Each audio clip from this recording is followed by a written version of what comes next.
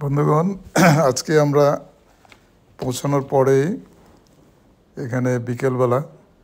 তো বিকেলে আমরা যে কটেজে উঠেছি সেই কটেজটাই ভিউটা আমরা দেখাচ্ছি। কটেজের থেকেই কটেজের পাশ দিয়ে একটা নদী বয়ে গেছে, যে নদীটার নাম হচ্ছে অ্যাটাভাস্কা রিভার। নদীটার অনেক বড়, এটার দৈর্ঘ্য 1200 কিলোমিটার। তো আমরা এই নদীর ধারেই খুব সুন্দর দৃশ্য আছে, সেই দৃশ্যগুলো আমরা দেখছি, খুবই ভালো লাগছে।